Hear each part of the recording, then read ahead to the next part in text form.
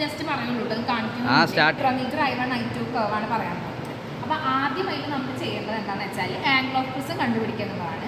അപ്പോൾ നമ്മൾ എന്താണ് പ്രിസം പിന്നെ ബേസ് ഇങ്ങോട്ടാക്കിയിട്ട് നമ്മളെ നേരെയാക്കിയിട്ട് വെക്കുക. എന്നിട്ട് നമ്മൾ റൈറ്റിക്കും ലെഫ്റ്റിക്കും എന്ത് ചെയ്യുക റീഡിങ് എടുക്കുക. അപ്പോൾ നമുക്ക് ആംഗിൾ ഓഫ് പ്രിസം കിട്ടും. ഇനി അടുത്തത് നമ്മൾ എന്ത് ചെയ്യാണ് ഇതിൻ്റെ ഇൻസിഡൻറ്റ് റേയും റിഫ്ലക്റ്റഡ് റേയും വരുന്നത് I1 I2 നമ്മൾ കണ്ടുപിടിക്കാൻ പോവാണ്.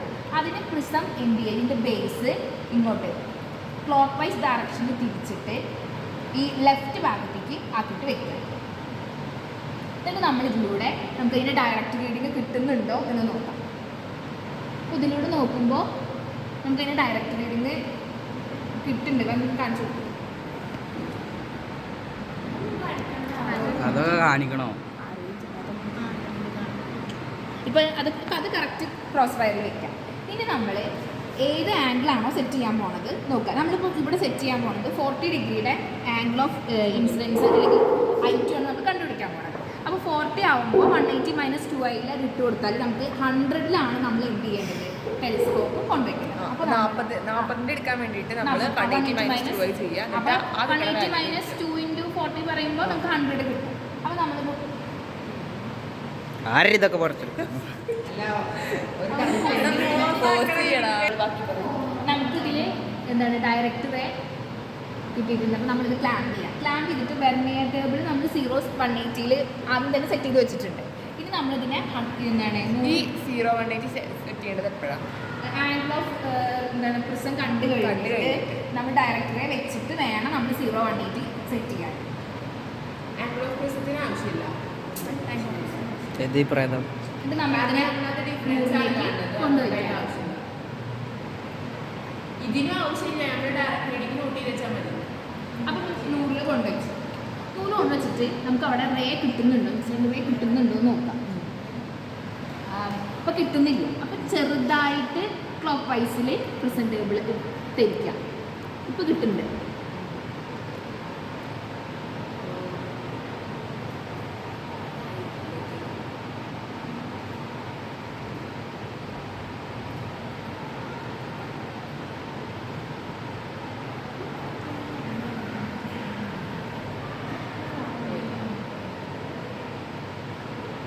അത് നേരെ ക്രോസ് വയറിൽ കൊടുക്കും.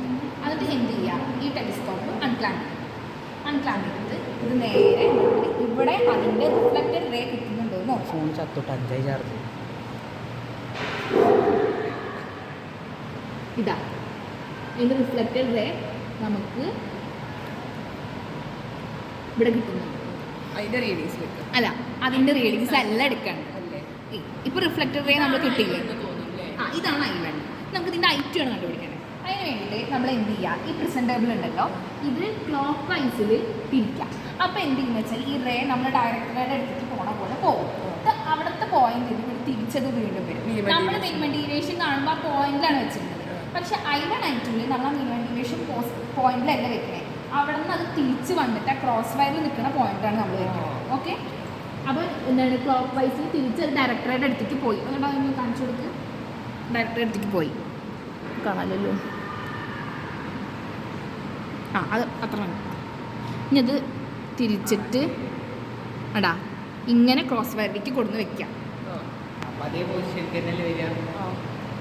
പക്ഷെ അത് അയക്കുണ്ടായിരുന്ന ഡൗട്ട് അതിനനുസരിച്ച് പ്രിസം തിരിയും. പ്രിസത്തിലല്ല വെക്കേണ്ടത്.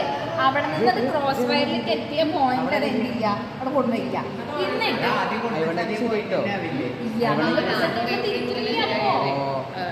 എന്നിട്ട് അപ്പുറത്ത് പോയിട്ട് എടുക്കണം.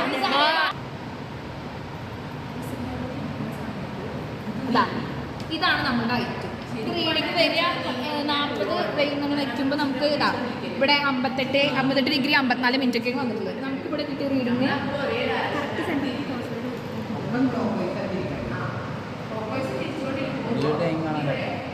ഇതൊരു എന്താണ് 65 എടുത്തിട്ടുണ്ട്. കാരണം കറക്റ്റായിട്ട് ചെയ്യുന്ന കാരണം സ്പീഡിൽ ചെയ്തിട്ടുള്ള കാരണം കഴിഞ്ഞില്ലേ?